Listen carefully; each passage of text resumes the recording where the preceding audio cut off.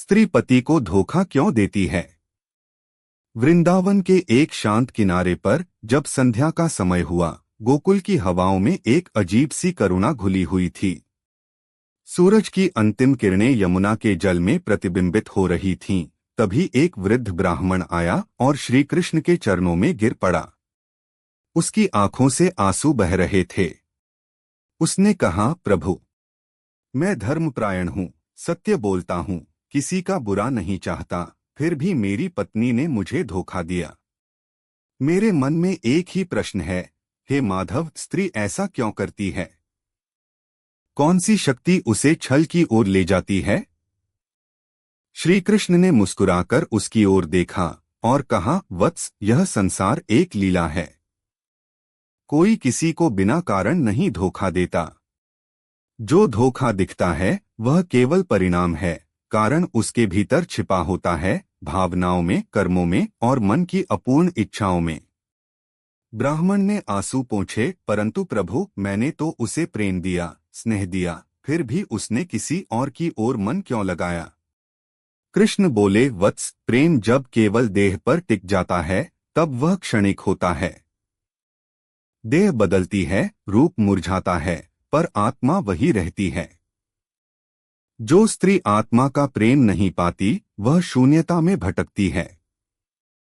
जब उसे कोई ऐसा पुरुष मिलता है जो उसके मन की भाषा समझे, वह भूल जाती है कि धर्म क्या है। यह धोखा नहीं बल्कि अधूरापन है जो उसे भटका देता है। पर प्रभु, ब्राह्मण ने कहा, क्या इसका अर्थ यह है कि स्त्री का मन स्थिर नहीं होता? कृष्ण ने उत्तर दिया, मन किसी का भी स्थिर नहीं होता, वत्स। पुरुष का मन भी उतना ही डगमगाता है जितना स्त्री का।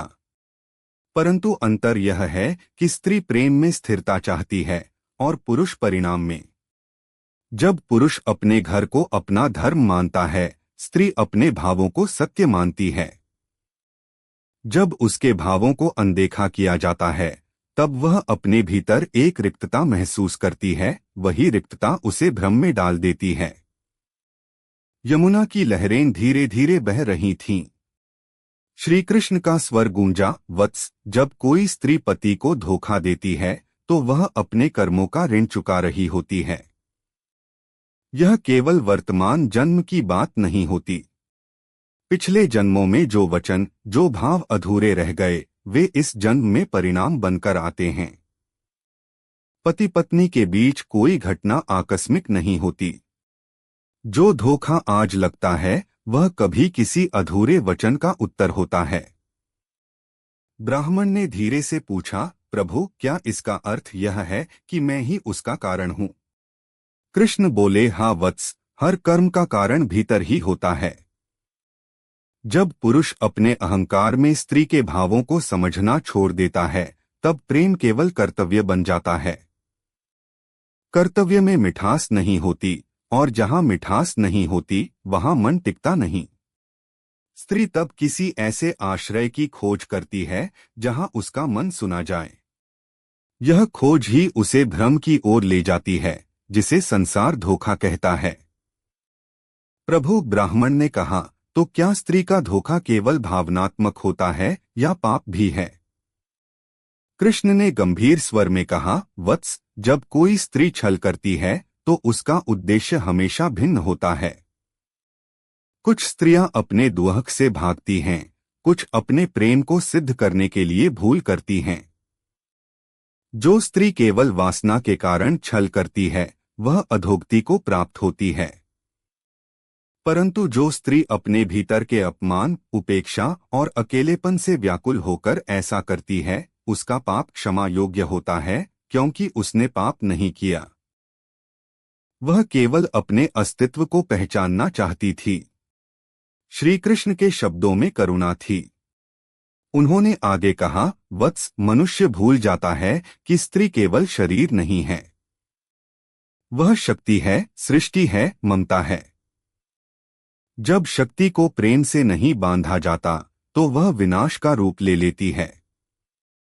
यही कारण है कि स्त्री का धोखा कभी अचानक नहीं होता, वह वर्षों की पीड़ा, उपेक्षा और अधूरी चाह का परिणाम होता है।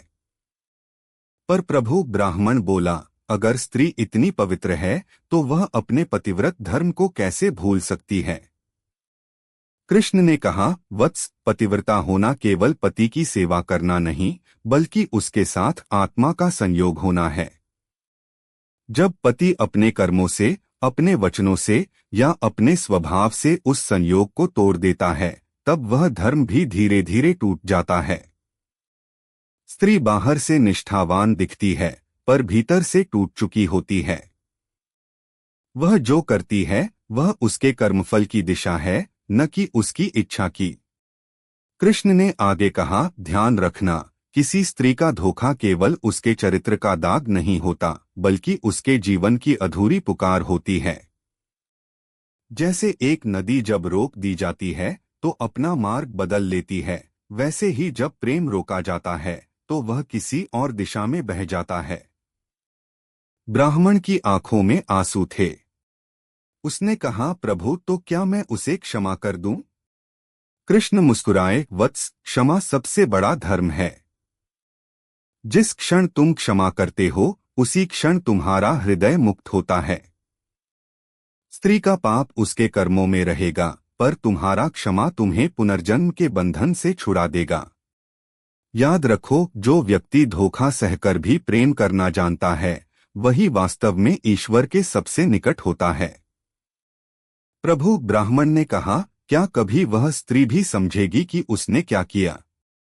कृष्ण ने उत्तर दिया, हर आत्मा अपने कर्मों का फल भोगती है, वत्स। आज नहीं तो कल वह समझेगी कि सच्चा प्रेम क्या था। जब उसे भी वही पीड़ा मिलेगी जो आज तुम्हें मिली है, तब वह जान जाएगी कि धोखा किसी को चोट नहीं देता, बल्कि आत्मा को अधूरा कर देता है। कृष्ण ने ब्राह्मण के सिर पर हाथ रखा, वत्स, स्त्री को दोष मत दो। यह संसार स्त्री और पुरुष दोनों की परीक्षा का मैदान है। जब पुरुष संयम खोता है तब स्त्री पथ से भटकती है। जब स्त्री माया में फंसती है तब पुरुष का धर्म डगमगाता है। दोनों एक दूसरे के कर्म का फल हैं। इसलिए जो हुआ उसे समझो, न कि दोष दो। थोड़ी देर मौन के बाद श्री कृष्ण बोले, वत्स, स्त्री तब धोखा देती है जब उसका मन शांति नहीं पाता। वह शांति चाहती है, पर जब प्रेम में केवल आदेश होते हैं, जब साथ में केवल ताने होते हैं, जब उसे केवल सेवा की मूर्ति बना दिया जाता है, तब वह स्वयं को मिटा हुआ महसूस करती है। तब उसका मन किसी ऐसे व्यक्ति की ओर खींचता है जो उसे सुन सके, जो उसे महसूस कर सके।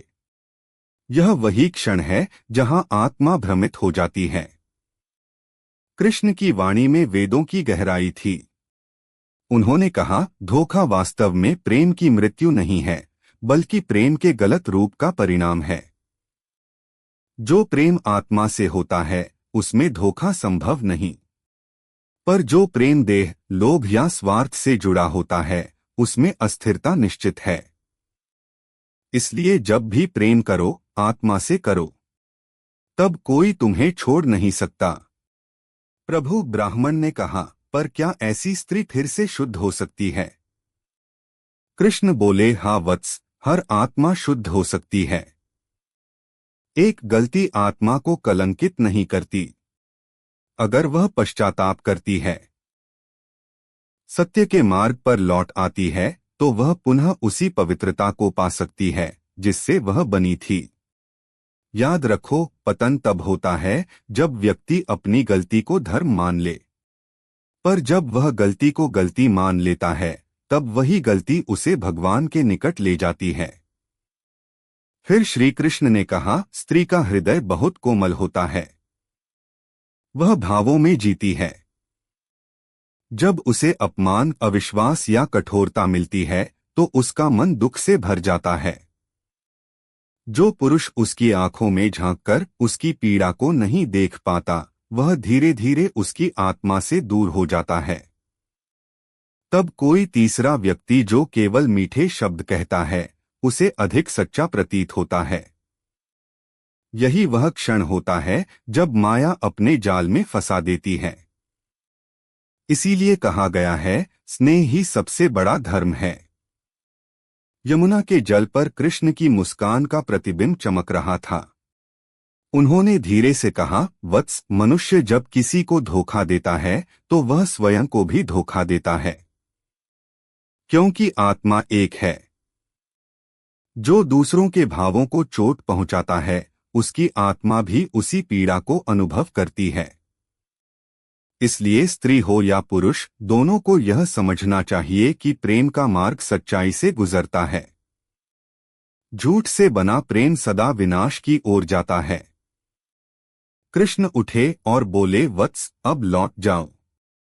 अपनी पत्नी को क्षमा कर दो और अपने हृदय में यह स्मरण रखो कि प्रेम कोई लेन देन नहीं है, वह साधना है। जब स्त्री और पुरुष दोनों प्रेम को साधना की तरह जीते हैं, तब धोखे का प्रश्न ही नहीं उठता। ब्राह्मण ने कृष्ण के चरणों को पकड़ा और कहा, प्रभु, आपने मेरा जीवन बदल दिया।